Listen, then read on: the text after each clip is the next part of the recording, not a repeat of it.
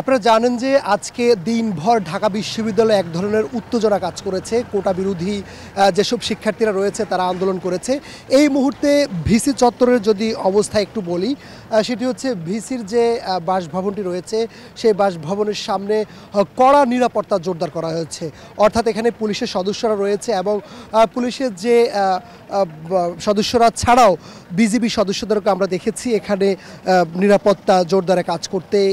এপিবিএনের সদস্যদেরকে আমরা দেখেছি, তারাও আছে এবং ব্যাপক পুলিশের উপস্থিতি রয়েছে এবং পুলিশের যে ঊর্ধ্বতন কর্মকর্তারা রয়েছে তারাও আজকে মাঠে রয়েছে।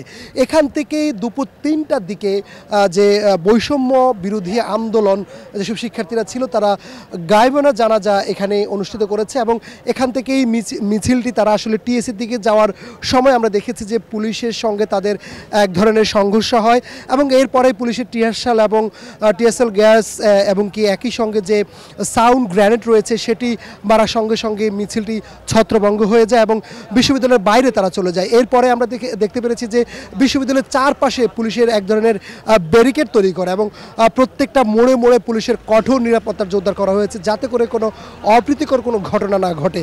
এবং আমরা আরও দেখেছিলাম যেটি যে কোটা বিরোধী শিক্ষার্থীরা সহ সাধারণ যেসব শিক্ষার্থীরা রয়েছে তারা ইতিমধ্যে ঢাকা বিশ্ববিদ্যালয়ের যে হলগুলো রয়েছে সেগুলো ছেড়ে তারা চলে গেছেন এবং তারা নিজ নিজ গন্তব্যে পৌঁছেছেন। এই মুহূর্তে বলা চলে পুরো একবারেই নীরব এলাকা হয়ে পড়েছে ঢাকা বিশ্ববিদ্যালয়, যেটি সবসময় ভিসি চত্বর কিংবা টিএসসি এলাকা জমজমাট থাকে। সেখানে এখন পুরো এলাকায় পুলিশের বেষ্টনীতে রয়েছে এবং গণমাধ্যম কর্মীরা কাজ করছে। এছাড়া আসলে এই মুহূর্তে এখানে আমরা তেমন কোনো কিছুই দেখতে পাচ্ছি না। আমরা যদি একটু বিশ্ববিদ্যালয়ের ভেতরে দেখানোর চেষ্টা করি, যেটি হচ্ছে প্রতিদিন এখানে অনেক শিক্ষার্থীরা তারা বসে আড্ডা দিতেন, গল্প করতেন।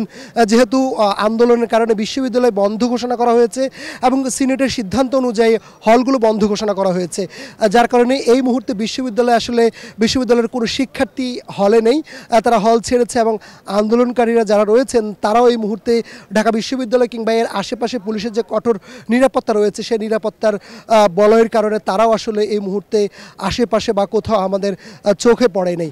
তবে একটি কথা বললেই নয়, সেটি হচ্ছে যে ঢাকা বিশ্ববিদ্যালয়ে যেই চিত্রটি ছিল গত কয়েকদিন আন্দোলনের ফলে, সে আন্দোলন এখন যেহেতু এই মুহূর্তে পুলিশের পাহারাতে রয়েছে, পুরো বিশ্ববিদ্যালয়ে আন্দোলনের তেমন কোনো কিছু এই মুহূর্তে নেই। তবে গণমাধ্যম কর্মী এবং পুলিশ সদস্যরা আছেন এবং ভিসি চত্বরে ভিসির যে বাসভবন রয়েছে সে বাসভবন কেন্দ্রিক তাদের যে নিরাপত্তা সেটি কিন্তু আমরা লক্ষ্য করতে পেরেছি। এখানে পুলিশের যে ঊর্ধ্বতন কর্মকর্তারা রয়েছে তারা রয়েছেন এবং ভিসির যে বাসভবন রয়েছে সেখানে আমরা দেখেছি পুলিশের যে ঊর্ধ্বতন কর্মকর্তারা রয়েছেন তারা ভেতরে গিয়েছেন এবং ভেতরে গিয়ে তারা একাধিক মিটিংও করেছেন আসলে বিশ্ববিদ্যালয় কেন্দ্রিক। আমরা দেখেছি ঢাকা মহানগর গোয়েন্দা পুলিশের হারুনুর রশিদ তিনিও এসেছেন, তিনিও ভিসি স্যারের সাথে কথা বলেছেন এবং কথা বলে যে আজকের আন্দোলনের যে বিষয়টি রয়েছে, বিশ্ববিদ্যালয়ের যে নিরাপত্তার বিষয় রয়েছে সেসব বিষয়ে তারা আসলে তুলে ধরেছেন কিভাবে নিরাপত্তা আসলে ঠিক করা যায়। এবং সব মিলিয়ে বললে চলে এই মুহূর্তে বিশ্ববিদ্যালয়ের চারপাশ, আমি যদি একটু বলি